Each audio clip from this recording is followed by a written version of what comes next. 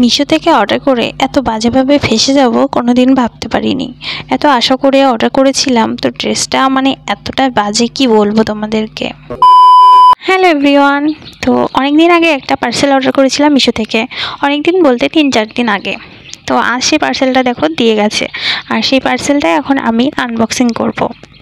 তো আজকে একটা অন্যরকম ভিডিও হতে চলেছে, সবাই কন্টিনিউ দেখো, কেউ স্কিপ করো না, কিন্তু স্কিপ করলে কিন্তু মিস করবে। তো যাই হোক, দেখো এখন প্যাকটা আনবক্সিং করছি। তো এই প্যাকের মধ্যে একটা কুর্তি অর্ডার করেছিলাম, তো সেটাই আজকে দিয়ে গেছে। তো কেমন হয়েছে সবাই কিন্তু অবশ্যই কমেন্ট করে জানিও। আর কালারটা কিন্তু খুব সুন্দর, তো যেমন কালার বলেছিলাম মানে চেয়েছিলাম সেরকমই এসছে। তো অনেক সময় দেখি আমরা যে অনলাইনে অর্ডার করলে সেই মানে একই কালার আসে না, কিন্তু আমার ড্রেসগুলো কিন্তু কালারগুলো ঠিকই আসে। আর বেশিরভাগ কিন্তু আমি মিশো থেকেই অর্ডার করি। তো এটাও সেরকম মিশো থেকে অর্ডার করেছিলাম, আর এটা কিন্তু অনেকটাই লং।